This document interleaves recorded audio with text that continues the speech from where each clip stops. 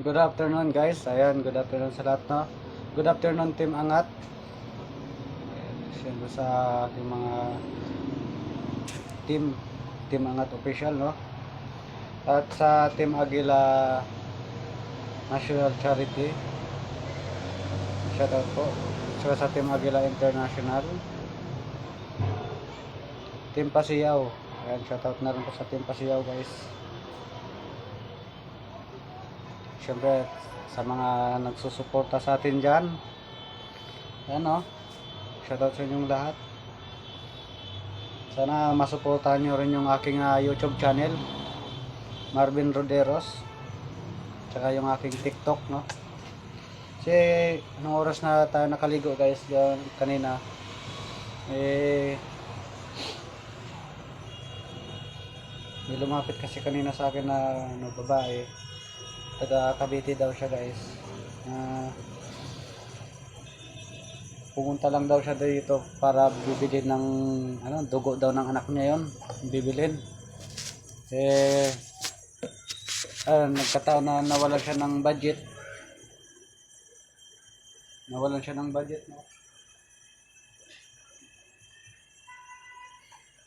Kasi daw, nadukutan siya sa, di ko alam kung sa jeep. Kasi sabi sa akin, kuha daw yung wallet niya, cellphone, ATM. Lahat daw binaba daw siya ng jeep dito sa lugar na to. Sabi sa akin, nanghihingi sa akin ng kunting tulong. Kako, sabi ko sa kanya kanina guys, na kung wala ka lang dadaanan, kung hindi ka pa dadaan sana sa anak mo, papasakay pa, magbubuka ko sana ng ng rider para ihatid ka doon sa bahay nyo. Kaso may dadaanan ka pa. Kaya ginawa ko, binigyan ko na lang siya guys ng pamasahe niya. Sabi ko, idol, ito lang yung maibibigay ko sa'yo. Pagpasensyaan mo na, hindi naman to malaki, hindi naman to maliit, hindi, pang pamasahe lang talaga.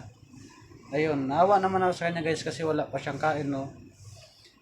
Ito lang masasabi ko sa'yo ate, no, sana gumaling na yung anak mo, no. Isa pa, sa susunod mag-ingat po tayo. Dublehin po natin ang pag-iingat natin. Kasi hindi po natin kasi hinihingi ang ganyang bagay na disgrasya ba. Ano? Yun ang mapapayo ko sa iyo ate, no. Sana mag-iingat ka pa rin.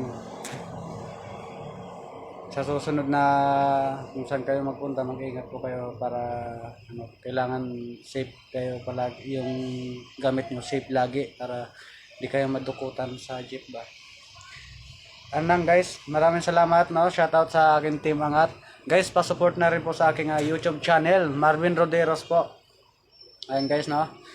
Para sweet tayong lahat. Bye-bye na guys.